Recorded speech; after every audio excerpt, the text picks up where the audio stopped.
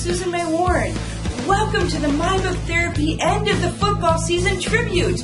Only 7 more months until the preseason starts. No, wait, that's not right. This is writing Q&A with Susie May. Forget it. Thanks for joining me today. We have a great question from Jamie who asks, should I have a pen name to keep some form of privacy?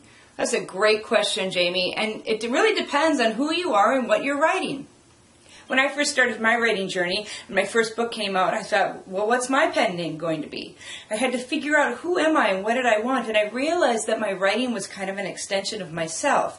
But I also kind of wanted something more formal. So I went with Susan May Warren, kind of had sort of a good ring to it. But people knew me as Susie, so there was a sort of an awkward moment there when I would introduce myself as Susan May Warren. It felt kind of weird, and people knew me as Susie. Now, eventually I got used to it and became my brand, and so that worked, and I've kind of, as you notice, shortened it to Susie May, which works well for me. That's something to consider. Could be awkward kind of introducing yourself as this other person saying, but I'm really this person here. So there's some things to consider as you walk into the whole who should I be in your author brand.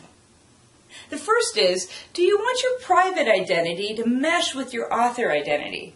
Now that sounds like a weird question, except that there are people that are writing in genres that maybe they don't want other people knowing that they're writing in. You know, maybe you're decided that you're going to write fan fiction or something, or you're going to write, sci-fi or I don't know, whatever it is, and you don't want certain people to know that you're writing that. And if that's the case, then sure, switch up your name, create yourself a different identity, and that's just fine.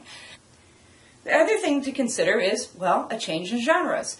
Nora Roberts does this with her pen name J.D. Robb. She writes romances as Nora Roberts, and she writes futuristic sci-fi as J.D. Robb.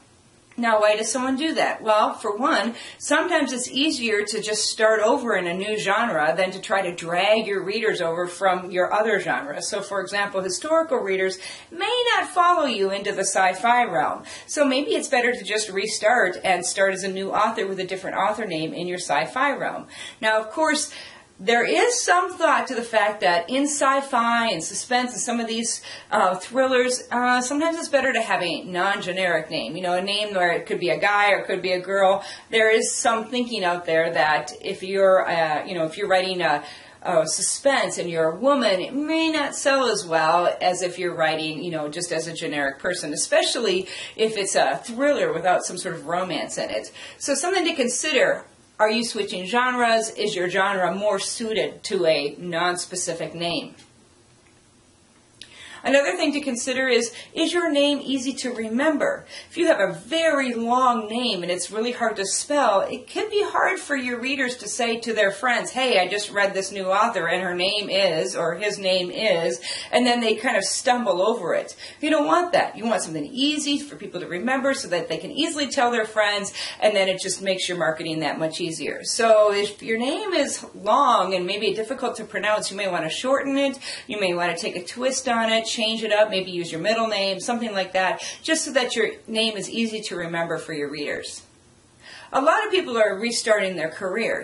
They've written something in the past, but they took a hiatus. They maybe raised their family or maybe went on a different career path or whatever, and now they're restarting their career. Well, it may be hard to find those old readers and bring them into the new genre or the new book that you have. So it might be easier just to start with a new name. Something else to consider is if you didn't have great book sales in the past, well, it can be kind of hard to sell your new book as well because publishers are looking for a proven track record. Now, if you did have good book sales and, you were someone that people really loved and there was quite a bit of a break, you can really market that. And so, the other flip side is keep your name and say, hey, I'm coming back, and people will really enjoy that. So just something to consider based on your past. You may want to go ahead and have a new name.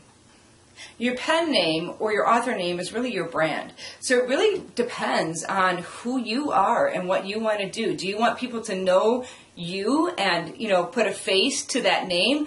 So much of today's book marketing is about getting to know the author and getting personal with your readers. And so invariably, to be successful, you really do need to have a face with a name. And it's really nice to reach out and be able to connect with your readers. So that's something you just really want to consider, is that what kind of marketing are you going to do? What kind of persona are you bringing to your readers? And if you are going to have a pen name, are you going to put your face with that pen name and really think through what's the purpose of that pen name?